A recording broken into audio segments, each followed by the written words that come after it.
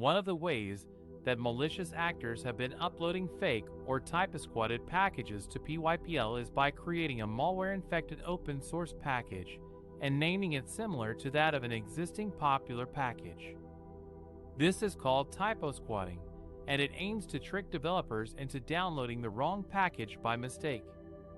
For example, in July 2020, the Python request package, note the typo, request compared to the valid package name of requests, was downloaded over 10,000 times.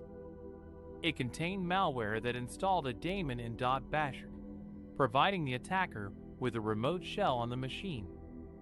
Another example of typo-squatting is the typzo package, which copied the code from a legitimate library and injected a malicious import statement into it.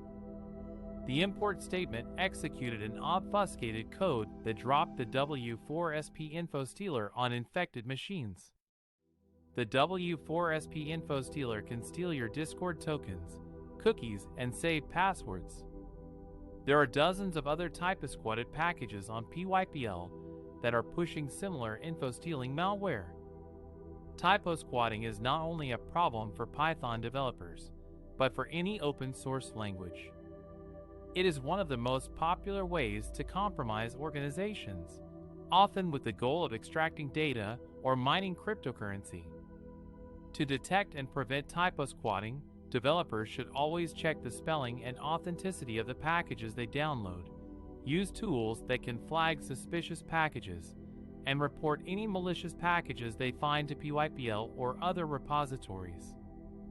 PyPl, the official and most popular repository for Python programs and code libraries, has been facing a serious problem lately: malicious packages. These are fake or modified packages that contain harmful code, such as malware, spyware, or credential stealers. They are designed to trick unsuspecting developers into installing them, thinking they are legitimate or useful. The problem is not new. PyPl has been a frequent target of such attacks for years, with researchers finding malicious packages in almost every month. But the situation has worsened recently, with more sophisticated and persistent attackers using various techniques to evade detection and infect more victims. One of the latest attacks was discovered in August 2022, when 10 malicious packages were exposed in PyPl. These packages mimic the names or functionalities of popular packages, such as art, tabulate, or numpy. Installing them would trigger the download of a malicious script, which would then search the local storage of browsers and crypto wallets for tokens, passwords, or cookies, and send them to a Discord server. Another attack was discovered in March 2023, when a package called Colorful was found to be just a load of malware. This package had a suspiciously large Python file whose only task was to download another file from the internet and run it, while hiding from the user. The downloaded file was a Python script that carried information-stealing functions, such as keylogging, cookie exfiltration, password theft, screenshot grabbing, crypto wallet data stealing, and even webcam access. The script was patched together from parts of other people's code, sometimes with no regard to logic or flow. These are just two examples of the many malicious packages that have been plaguing PyPl and its users. The attackers are exploiting the open and decentralized nature of PyPl, which allows anyone to upload and download packages without much verification or moderation. They are also taking advantage of the trust and convenience that developers have in using pre-built open-source packages to speed up their projects. To deal with this flood of malware, PyPl has temporarily suspended new projects and user signups.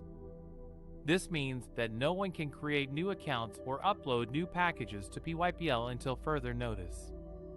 This is a drastic measure that aims to prevent more malicious packages from entering the repository and infecting more users. It also gives PyPl time to review its security policies and practices and implement better safeguards against such attacks. PyPl has also advised its users to be careful when installing packages from the repository and to check their authenticity and integrity before using them. Users should also update their existing packages regularly and scan their systems for any signs of infection. PyPl has also encouraged its users to report any suspicious or malicious packages they encounter, so that they can be removed as soon as possible. PyPl is not the only repository that suffers from supply chain attacks. Other repositories, such as Ruby Gems for Ruby or NPM for JavaScript, have also faced similar issues in the past. These attacks pose a serious threat to the security and reliability of open-source software development, which relies heavily on shared code and collaboration. Some repositories are taking steps to improve their security and prevent such attacks. For example, GitHub, owner of the NPM repository for JavaScript packages, has opened a request for comments on offering an opt-in system for package developers to sign and verify their packages using Sigstore, a collaboration among numerous open source and industry groups. This would allow users to see if the package they are downloading matches the original code in the repository. However, these solutions are not perfect or universal. They require cooperation and adoption from both developers and users, which may not be easy or fast. They also do not guarantee that the original code is free of vulnerabilities or backdoors that could be exploited by attackers. Therefore, it is important for developers and users alike to be aware of the risks and challenges of using open-source software repositories like PyPl, and to take precautions when installing or updating packages from them.